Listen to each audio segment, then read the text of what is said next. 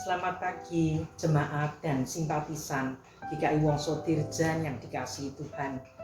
Kita memasuki masa Prapaskah ke-6 dan untuk itu kita bersama akan mendengarkan pembacaan dan perenungan firman Tuhan. Mari kita berdoa mohon bimbingan Roh Kudus sebelumnya. Bapa dalam surga, Roh Kudus memimpin kehidupan kami. Kami rindu dan haus pada masa Prapaskah menghayati kesengsaraan penderitaan anak Allah Tuhan Yesus Kristus, Juru Selamat kami, yang untuk menyelamatkan kami telah mengalami semua penderitaan, kesakitan, kesusahan, supaya kami mengerti, memahami, bahkan kami ikut serta di dalam kesengsaraan itu. Kami ikut memikul salib sebagai murid Kristus.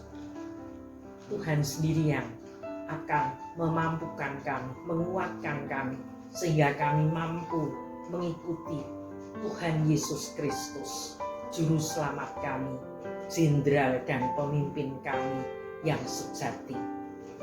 Roh Kudus bukakan hati pikiran kami supaya kami boleh mendengarkan suara-Mu, memahaminya, dan melakukan dalam kehidupan kami sehari-hari.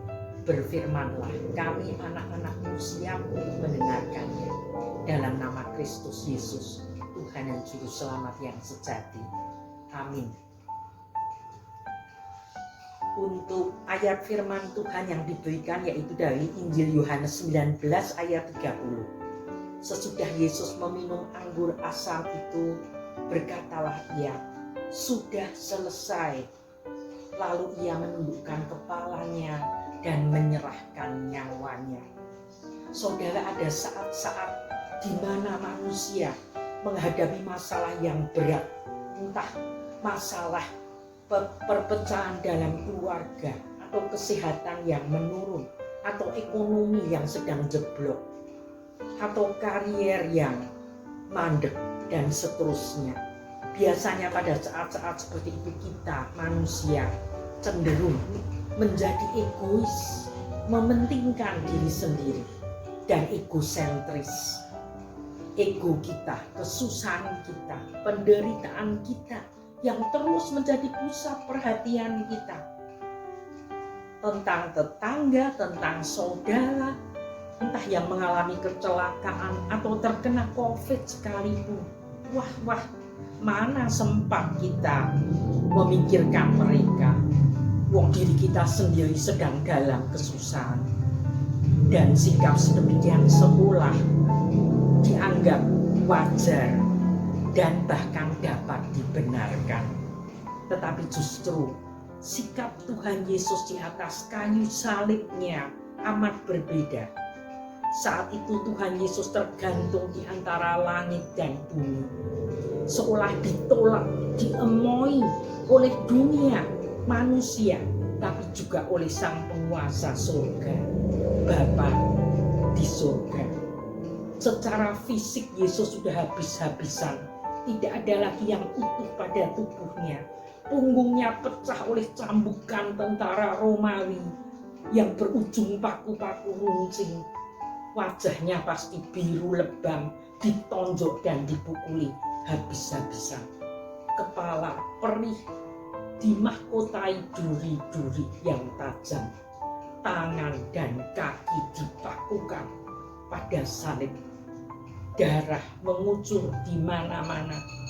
Perih, pedih, amat menyakitkan. Secara mental, Tuhan Yesus dihina, direndahkan, dihujat habis-habisan. Bukan hanya oleh imam kepala dan orang Farisi. Sebab semua yang hadir secara terus-menerus menyatakan kebencian dan penolakannya pada Yesus.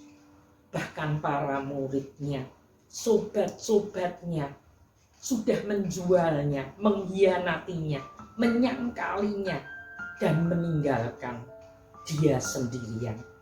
Secara sosial, hanya tinggal bundanya dan beberapa murid perempuan dan Yohanes, murid kesayangannya yang setia mendampingi. Di mana ratusan bahkan ribuan pengikut yang sudah mendengar khotbah-khotbahnya, sudah makan rotinya, sudah disembuhkan dari segala penyakit, cacat, dan dari setan-setan yang merasuki mereka. Di mana mereka yang sudah melihat mujizat-mujizatnya dikerjakan oleh Yesus, sudah pergikah mereka menghilang, bersembunyi ketakutan, dan membiarkan dia sendirian, kesepian di atas salibnya? Secara spiritual rohani, rupanya pada saat yang amat gelap, Bapa di surga yang paling setia kepadanya juga tidak lagi mau melihat wajahnya. Langit gelap gulita seperti malam hari. Kelihatannya Bapa di surga juga terlalu sedih, sehingga tak mampu melihat putra kesayangannya dalam situasi sedemikian. Mari perhatikan sikap Tuhan Yesus di sini. Anak Allah yang sekaligus anak manusia. Sungguh menggenapi Markus 10 ayat 45. Karena anak manusia juga datang bukan untuk dilayani, melainkan untuk melayani dan untuk memberikan nyawanya menjadi tebusan bagi banyak orang. Di sini nyata Yesus tidak menyangkali jati dirinya. Dia tidak menjadi egois dan egosentris seperti kita manusia pada umumnya. Perhatikan dialog-dialog, percakapan, dan ucapan-ucapan terakhir Yesus di kayu salibnya yang menjadi bahan renungan Prapaskah di gereja kita. Yang pertama yaitu Lukas 23 ayat 34. Ya Bapa, ampunilah mereka, sebab mereka tidak tahu apa yang diperbuatnya. Justru dalam penderitaan dan kesakitan yang luar biasa yang dikarenakan sikap orang-orang yang memusuhinya, Tuhan Yesus masih memikirkan keselamatan orang-orang itu yang pasti amat besar dosanya sehingga layak dihukum berat. Bahkan Yesus mengkhawatirkan keselamatan mereka, sekaligus Yesus mendoakan dan memohonkan pengampunan bagi mereka. Betapa mulia dan sucinya hati Tuhan Yesus. Luar biasa. Ya Bapa, ampunilah mereka, sebab mereka tidak tahu apa yang diperbuatnya.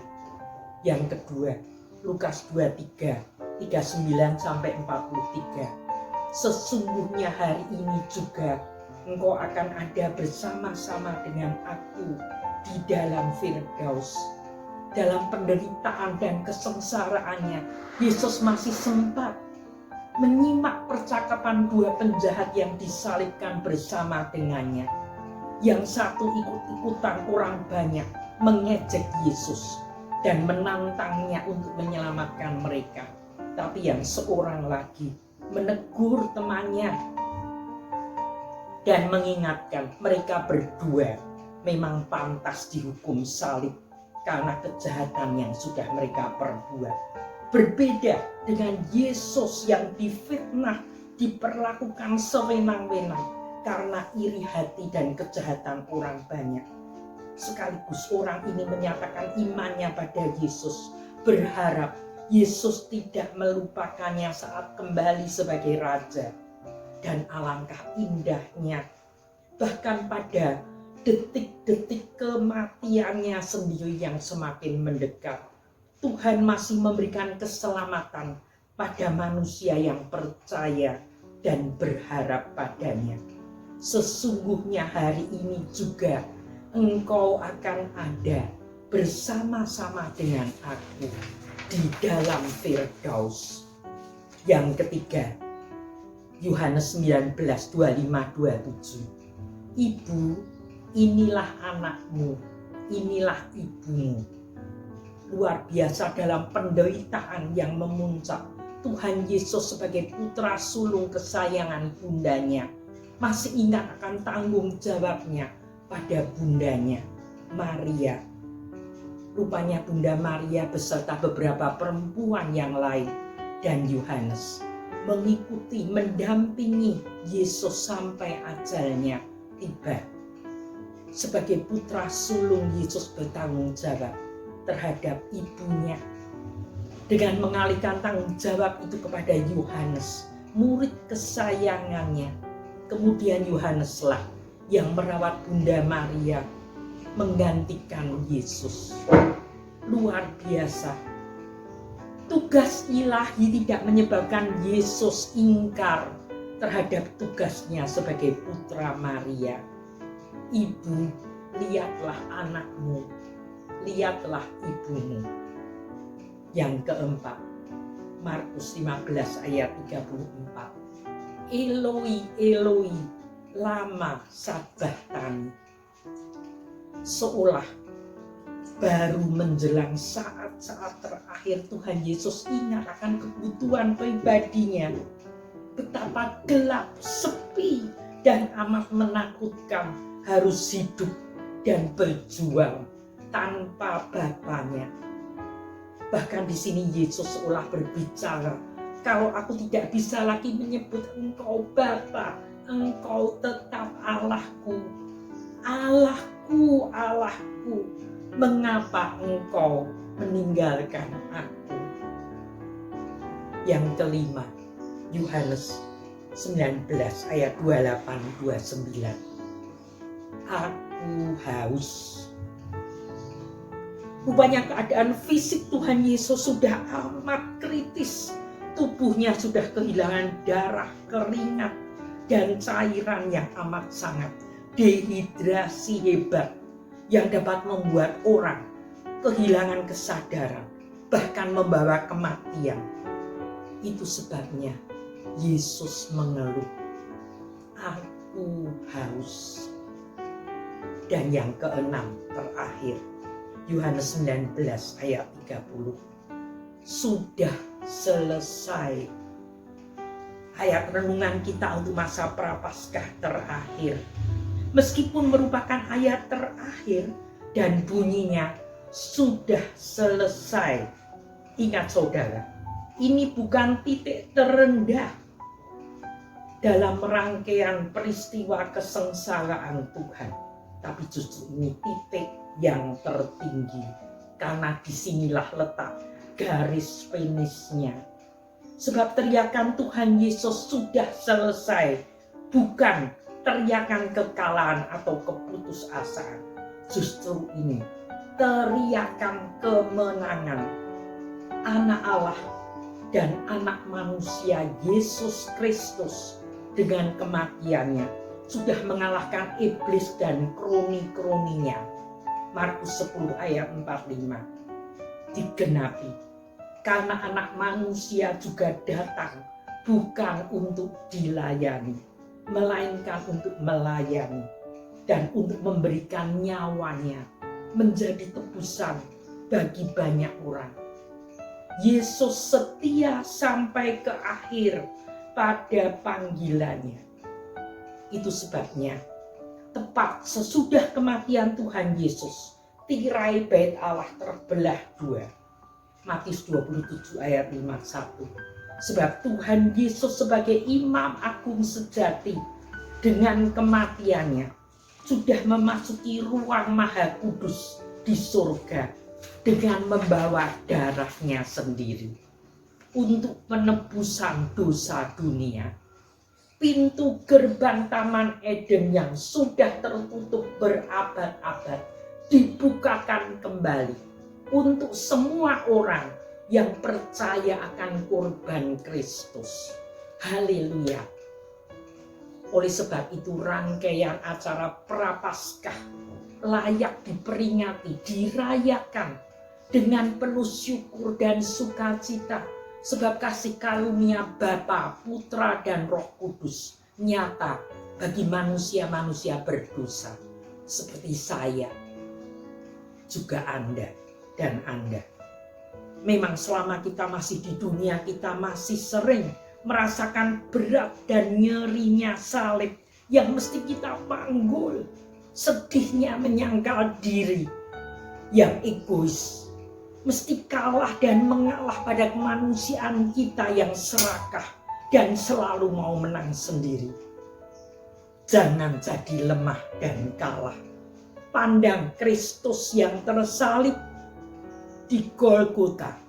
Dialah panutan dan jenderal kita. Dia sudah menang dan menyelesaikan tugasnya sampai ke garis finish. Sekarang giliran kita, kamu dan saya, juga untuk menang dan menyelesaikan peperangan ini. Tuhan memberkati. Amin.